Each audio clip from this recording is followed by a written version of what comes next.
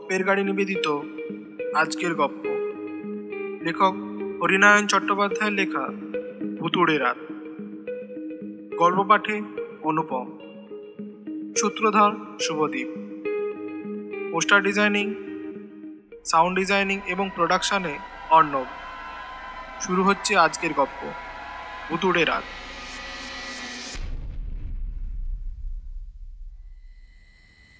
সভা শেষ হতে বেশ রাত হয়ে গেল।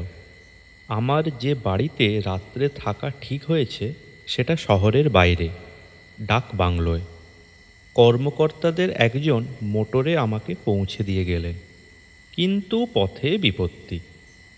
শহর ছাড়িয়ে একটু গিয়েই মোটর বিকল হলো। আধ ঘন্টা ধরে অনেক চেষ্টা করেও মোটর চালু করা গেল না। ঘড়িতে রাত তখন 11:10। কর্মকর্তা বললেন, হে, মুশকিল হলো দেখছি। এক কাজ করা যাক, এই যে এখানে দেখছেন না, সামনেই রাজা বাহাদুরের বাড়ি আছে। ফিকে জ্যোৎস্নায় বিরাট অট্টালিকার অস্পষ্ট কাঠামো দেখা গেল, মস্ত বড় লোহার ফটক। কর্মকর্তা ফটকের এপার থেকে চিৎকার শুরু করলেন, দারোয়ান, এই দারোয়ান! অনেকক্ষণ ডাকার পর আধবুড়ো এক দারোয়ান এসে দাঁড়ালো। কর্মকর্তাকে চিনতে পেরে সেলাম করলো। এই, তুমি নিচের দুটো ঘর খুলে দাও, মোটরটা খারাপ হয়ে গেছে, আমরা রাতটা এখানেই কাটাবো। দারোয়ান বিড়বিড় করে কি বলল, তারপর কোমরে বাঁধা চাবির গোছা থেকে চাবি বের করে দুটো ঘর খুলে দিল। একটা ঘরে আমি, আর একটায় কর্মকর্তা আর ড্রাইভার। ঘরের মধ্যে পা দিয়েই বুঝতে পারলাম ঘর রীতিমতো ঝাড়পোঁছ করা হয়, কোথাও এক তিল ময়লা নেই। উঁচু খাট, তার উপর পরিষ্কার বিছানা, ঝালর দেওয়া দুটো বালিশ। সারা রাত বাতি জেলে ঘুমানো অভ্যাস, অন্ধকারে একেবারেই ঘুমটা হয় না। কম পাওয়ারের নীলাভ বাতিটা জেলে রাখলাম। শুয়ে শুয়ে এদিক থেকে ওদিক দেখতে দেখতে চোখে পড়ে পায়ের দিকে একটা চেল রঙের ছবি। সিংহাসনের মতন কারুকার্য করা একটা চেয়ারে একজন প্রৌঢ় বসে, অঙ্গে জমকালো পোশাক, প্রকাণ্ড মুখ, বিরাট গোঁফ, রক্তাক্ত দুটি চোখ যেন জলজল করছে। ইনি সম্ভবত রাজা বাহাদুর এই অট্টালিকার মালিক ছিলেন। বাইরে বৃষ্টির শব্দ, গাছের পাতায় পাতায় নুপুরের আওয়াজের মতন। এক সময় ক্লান্ত হয়ে ঘুমিয়ে পড়লাম।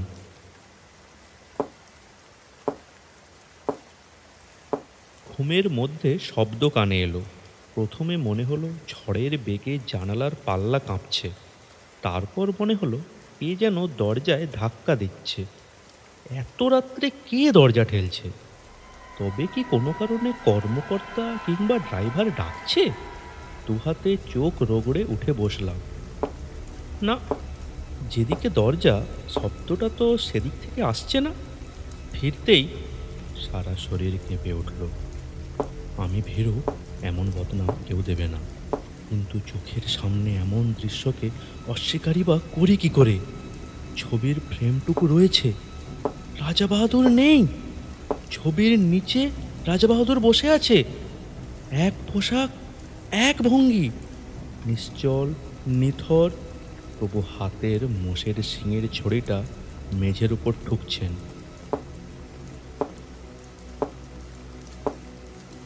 আমার মনে হলো শরীরের সমস্ত রক্ত জমে বরফ হয়ে গিয়েছে, চিৎকার করার শক্তিও হারিয়ে ফেলেছি।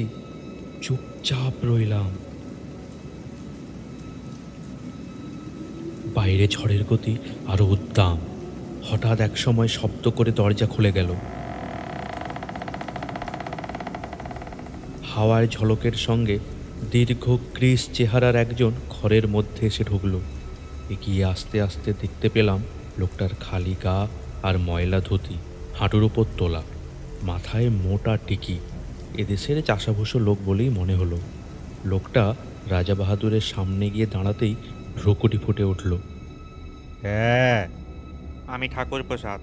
ঠাকুর প্রসাদ, এত রাত্রে কি দরকার? আমার ছেলে সুপ্রসাদ কই? শিবপ্রসাদ? তা আমি কি করে জানবো? হ্যাঁ, তুমিই জানো। তোমার লোক তাকে ধরে এনেছে। আমার খাজনা বাকি ছিল, 2 সাল ধরে দিতে পারছি না, তাই তোমার লোক আমার ছেলেকে ধরে এনেছে। বলো, সে কোথায়?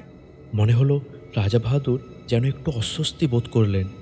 একবার খোলা দরজার দিকে দেখলেন, এই আশায় যদি তার কোনো পাইক এ ঘরে এসে পড়ে, কিন্তু না, কেউ এলো না। এই গভীর রাতে ঝড় বৃষ্টির মধ্যে সবাই বোধহয় নিশ্চিন্তে নিদ্রা যাচ্ছে, কেউ এলো না। তাই দেখে রাজা বাহাদুর বললেন, আমি তোমার ছেলের কথা জানি না, তুমি যেতে পারো। যাওয়ার জন্য আমি আসিনি।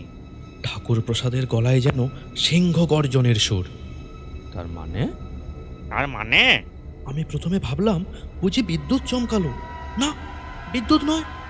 ঠাকুর প্রসাদ কোমর থেকে ধুতির আড়ালে লুকোনো একটা প্রকাণ্ড ভোজালি বের করলো। একই! রাজা বাহাদুর আর্তকণ্ঠে চিৎকার করে উঠলেন, শিবপ্রসাদকে আমার চাই, নইলে তোমাকেও প্রাণে বাঁচতে দেব না। বলো, শিবপ্রসাদ কোথায়? চোরা কুটুরিতে। বলতে বলতে রাজা বাহাদুর উঠে দাঁড়ালেন। উঠে দাঁড়িয়েই দেওয়ালে ফটোর পিছনে হাত দিয়ে কি একটা টিপলেন। সঙ্গে সঙ্গে ঘড়ঘড় ঘড়ঘড় করে শব্দ।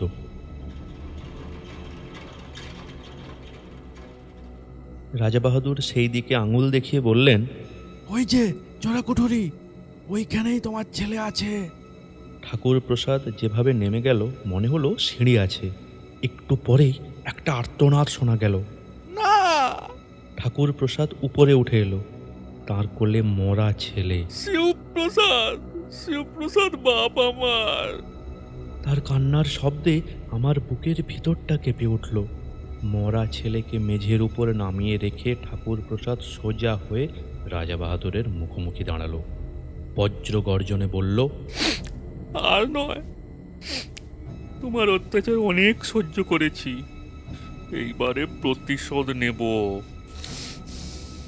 যে ভোজালিটা কোমরে গুঁজে রেখেছিল সেটা সে আবার টেনে বের করলো। আমি ভয় পেয়ে গেলাম।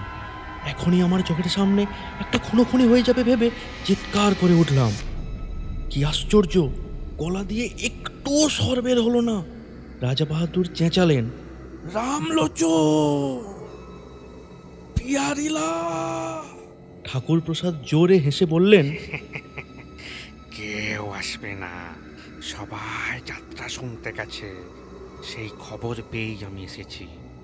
ভগবানের নাম স্মরণ করো। তারপর কি হয়ে গেল? আমার চারিদিকে ধোঁয়ার রূপ। সেই ধোঁয়ার মধ্যে রাজা বাহাদুর আর ঠাকুর প্রসাদ হারিয়ে গেল। ঘুম যখন ভাঙল তখন সবে ভোর হচ্ছে। কাঁচের জানলা দিয়ে সূর্যের প্রথম কিরণ এসে বিছানার উপর পড়েছে। বিছানা থেকে উঠেই ফটোর দিকে দেখলাম রাজা বাহাদুরের সেই প্রকাণ্ড মূর্তি। নেমে ফটোর পিছনে হাত দিয়ে দেখলাম চোরা কুঠুরির খোলার কোনো বোতাম দেখতে পেলাম না। মেঝে নিরীক্ষণ করে দেখলাম, না, কোথাও কোনো ফাটল তো নেই। তাহলে সবই আমার মনের ভুল, কিংবা স্বপ্নে সব কিছু দেখেছি। দরজা খুলে বাইরে এলাম। গেটের কাছে দারোয়ান বসে। তার কাছে দাঁড়াতেই সে উঠে সেলাম করল। তাকে সোজাসুজি প্রশ্ন করলাম, আচ্ছা, এখানে চোরা কুঠুরিটা কোথায়? দারোয়ান চাপা গলায় বলল, তোরা কুচ্ছজি? হ্যাঁ, যেখানে রাজা বাহাদুর প্রজাদের ধরে এনে রাখতেন। আপনাকে এসব কে বললো বাউজি? আহা, যেই বলুক, কথাটা সত্যি কিনা তুমি বলো না। দারোয়ান চাপা গলায় বলল, আমি কিছু জানি না বাউজি। বাবার কাছে শুনেছি যে ঘরে আপনি শুয়েছিলেন না, সেখানেই তোরা কুঠুরিটা ছিল। মেঝেটা ফাঁক হয়ে নেমে যাওয়ার রাস্তাটাও ছিল। রাজা বাহাদুর মরে যাওয়ার পর তার ছেলে বিলাত থেকে ফিরে এসে মেঝে গেঁথে চোরা কুঠুরি বন্ধ করে দিয়েছিলেন। রাজা বাহাদুরের ছেলে কোথায় থাকেন? কলকাতায় মাঝে মাঝে 10-12 দিনের জন্য এখানে আসেন। আচ্ছা, আরেকটা কথা, বলুন বাউজি। রাজা বাহাদুর কিভাবে মারা গেছেন? দারোয়ান তখনই কোনো উত্তর দিল না। এক দৃষ্টে আমার দিকে চেয়ে রইল। দারোয়ান প্রায় কেঁদেই ফেলল। আমি কিছু জানি না বাউজি। তো আমার বাবার কাছে শুনেছি তিনি এক প্রজার হাতেই খুন হয়েছিলেন। সে প্রজার নাম প্রধান নাম ছিল ঠাকুর প্রসাদ। দারোয়ান উত্তর দেওয়ার আগেই কর্মকর্তার গলা কানে এলো। চলুন চলুন চলুন, মুখ হাত ধুয়ে বেরিয়ে পড়ি। সকালে কলকাতা ফেরার একটা ট্রেন আছে, বুঝলেন তো? তারপরে অনেক বছর কেটে গেছে, কিন্তু সে রাত্রের সেই দৃশ্যের কথা আমি ভুলতে পারিনি। এখনো মাঝরাতে ঘুম ভেঙে চমকে জেগে উঠি। রাজা বাহাদুরের চিৎকার কানে আসে। রামলোচো পিয়ারিলা কেউ নেই, কেউ আসবে না। সে রাতে নিছক স্বপ্ন দেখেছি একথা মন মানতে চায় না। অতীতের একটা ঘটনা চোখের সামনে ঘটেছিল, এ বিষয়ে আমার কোনো সন্দেহ নেই, কিন্তু কি করে এটা সম্ভব হলো এর উত্তর আমার জানা নেই। শুনলেন আজকের গল্প ভুতুড়ে রাত। গল্পটা কেমন লাগলো আমাদের কমেন্ট করে জানান। ভালো লাগলে লাইক করুন এবং চ্যানেলটিকে সাবস্ক্রাইব করুন। Thank you.